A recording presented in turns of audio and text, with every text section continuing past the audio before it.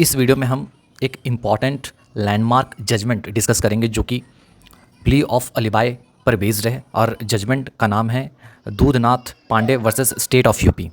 तो इस केस में क्या हुआ था ब्रीफली समझने की कोशिश करते हैं, 3 मिनट के अंदर देखेंगे कितना कवर कर पाते हैं। देखिए हुआ क्या था कि ये यूपी का केस है, ठीक है। तो उसमें एक फैमिली था, फैमिली में हस्बैंड वाइफ, उनके 2 बेटी और एक छोटा बेटा रहता है, ठीक है। और जो हस्बैंड है वो एडवोकेट रहता है बाय प्रोफेशन, और कुछ मतलब उसका डेथ हो जाता है हस्बैंड का। तो उसकी जो वाइफ रहती है वो क्या करती है ना, अपना ज़िंदगी को चलाने के लिए वो क्या करती है, मतलब अपना फर्स्ट फ्लोर को रख देती है किराए पर। फर्स्ट फ्लोर का जो किराएदार रहता है वो कौन रहता है, तुम्हारा दूधनाथ पांडे ही रहता है। तो जब ये टेनेंट बन के आता है घर, उसका एक आप ऐसा कह सकते हो कि वो पसंद करने लगता है उसकी बड़ी बेटी को, जिसका नाम रहता है रंजना, ठीक है। तो रंजना को पसंद करने लगता है और रंजना उतना उसको नोटिस नहीं करती है, बट वो उसको पसंद करने लगता है। और ये अचानक जाता है उसकी मम्मी के पास और कहता है कि सुनिए, मैं आपकी बेटी को पसंद करता हूँ और वो भी मुझे पसंद करती है। इतना कॉन्फिडेंट में बंदा, समझिए। तो उसकी मम्मी बुलाते हैं रंजना को, रंजना ये क्या बोल रहा है, ये सही है क्या?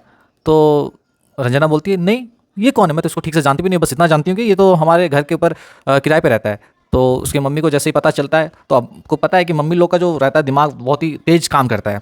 तो उनको फिर वो क्या करते हैं, उनके मम्मी उसको वहाँ से निकाल देते हैं कि जाओ भैया, हमको नहीं रखना है तुमको, हमारा घर खाली रहे, सही है। तो उसको वहाँ से भगा देते हैं, किसको, दूधनाथ पांडे को। फिर दूधनाथ पांडे क्या करता है, अब इसका ईगो हो जाता है हट।